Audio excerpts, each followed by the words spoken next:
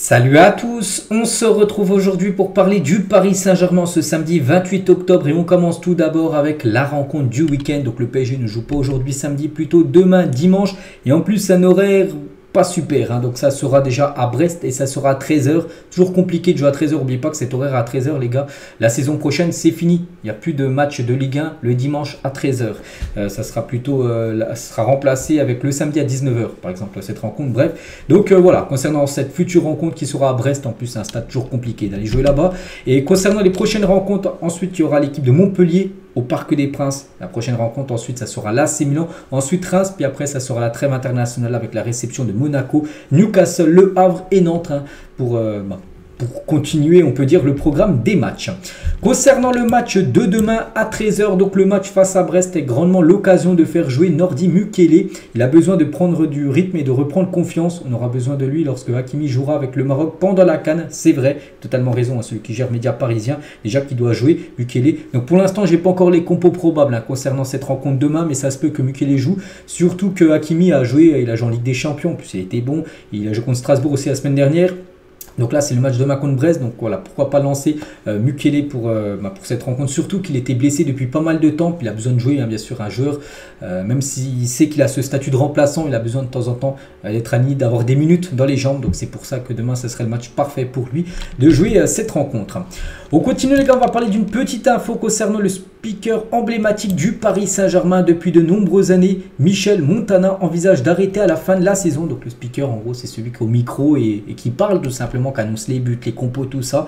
Et en gros, il pourrait peut-être arrêter à la fin de la saison. Peut-être qu'il y aura un nouveau speaker. C'est pas encore sûr parce qu'il est en pleine réflexion. Et il n'a annoncé encore à personne sa future décision. Il a dit pour le moment, je pense aux nombreux butins rouges et bleus que j'ai encore annoncé, bien sûr, au Parc des Princes. Mais voilà, d'après les rumeurs, tout ça, les gars, il pourrait peut-être tout simplement prendre sa retraite et ça pourrait être un nouveau speaker pour la saison prochaine. On va parler du jeune Warren Zaïre-Emery sur le Twitter officiel du PSG. Soutenez notre jeune parisien Warren Zaïre-Emery dans la course au Golden Boy 2023. En gros, ils ont mis en plus le lien pour voter tout simplement pour le Golden Boy 2023. En gros, c'est le Ballon d'Or Junior. Et c'est que pour l'instant, si on regarde ceux qui ont le plus d'avance, c'est bien lui, les gars. Il a 71% de vote pour l'instant. Warren Zaïre-Emery, on peut voir les autres. Bon, je crois qu'ils sont à peu près une vingtaine, hein, les joueurs qui peuvent prétendre remporter ce Golden Boy 2023. C'est sur le site tutosport.com. Hein. Puis pour l'instant, Warren, les gars, c'est celui qui est en avance et une bonne avance, hein. Donc voilà, il y a peut-être des chances, même peut-être beaucoup de chances que ça soit lui, l'heureux élu, on peut dire, hein. Et toujours avec lui, donc il n'a pas laissé indifférent Didier Deschamps ces dernières semaines. En privé, le sélectionneur des Bleus ne tarissait pas d'éloges à l'égard du jeune Parisien. S'il ne devait pas être une menace pour Rabiot, Tchouaméni ou Kamavinga, Warren Zaïre-Emery serait une menace plutôt pour Wesley Fofana et Boubacar Kamara. Donc voilà, ça se peut qu'il soit appelé parce que j'ai dit, hein, d'ici 3 semaines, les gars, de nouveau une trêve internationale. C'est qu'il y en a beaucoup, c'est la dernière de l'année, ce sera la dernière avant le mars, ça sera la prochaine. Donc là, après, il y aura pendant 4 mois plus de trêve internationale. Et ça se peut qu'il soit appelé. Et regardez sur le Twitter PSG Community, en gros, à quel moment Warren Zaïre-Emery rejoindra-t-il l'équipe de France de Didier Deschamps? Il reste 2 trêves jusqu'au mois de juin, donc celle au mois de novembre et la prochaine au mois de au mois de mars, hein. Donc avant l'Euro ou après l'Euro, il sera appelé pour vous. Plus de 2900 votes et la plupart ont mis quand même avant l'Euro. C'est qu'il y a pour moi même des chances qu'il soit appelé dans quelques jours là, pour la prochaine trêve du mois de novembre. Donc ça veut dire avant l'Euro et les Jeux Olympiques. Donc voilà, beaucoup de personnes, hein, pensent aussi qu'il pourrait être appelé pour la prochaine trêve ou pire, hein, celle du mois de mars. Et toujours avec lui, donc Léo Messi et Neymar, 2 anciens joueurs du PSG, étaient fans de Warren Zaïre-Emery au PSG. Les 2 Sud-Américains, fans de sa fiabilité, le choisissaient régulièrement pour disputer les petits jeux à l'entraînement. Les 2 Sud-Américains voulaient s'entourer de compétiteurs. Voilà, par exemple, vous savez, les matchs de fin d'entraînement, tout ça, des jeux. Et à chaque fois, c'est les joueurs des fois qui faisaient les équipes. Et quand c'est Messi et Neymar, ils choisissaient souvent en premier le jeune Warren Zaïre-Emery pour l'avoir dans l'équipe. Parce que voilà, ils étaient très contents, bien sûr, de ses performances. On va parler info mercato et le PSG est intéressé par Quentin Merlin. Le club s'est renseigné auprès de l'entourage du Nantais. Donc le FC Nantes devrait demander plus de 10 millions d'euros pour son latéral. Donc la grosse surprise, c'est qui ce joueur, hein? Bon, moi je vois. Ceux qui suivent un peu la Ligue 1, vous savez qui c'est ce joueur. Donc pourquoi? Parce qu'en gros, ce serait pour amener un nouveau défenseur gauche. Parce qu'actuellement, on sait que c'est Lucas Hernandez qui dépanne à gauche. On sait que Nuno Mendes est blessé. Il y a Kurzawa, mais bon, Kurzawa, c'est pas un joueur pour le pour le long terme, on peut dire. C'est pour ça que ce joueur peut être une option pour l'hiver prochain, pourquoi pas l'avoir. Donc voilà, ce Quentin Merlin. Donc là, son agent, les gars, a proposé son joueur au PSG, le PSG plutôt réceptif.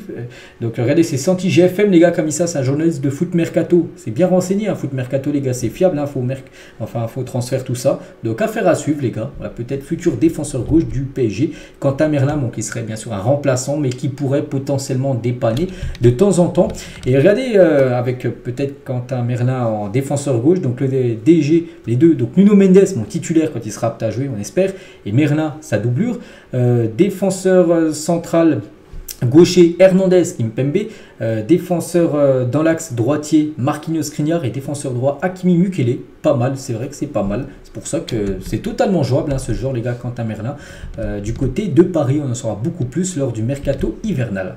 Toujours avec le mercato, le PSG surveille aussi le milieu de terrain néerlandais Tidjani Reinders. Donc c'est un joueur néerlandais, le Milanais est évalué à 40 millions d'euros. Je me souviens même plus s'il avait joué ou non lors du match il y a quelques jours contre l'AC Milan. Mais le PSG, d'après Calcio Mercato, un site italien, les gars, sera intéressé par le profil du joueur milanais.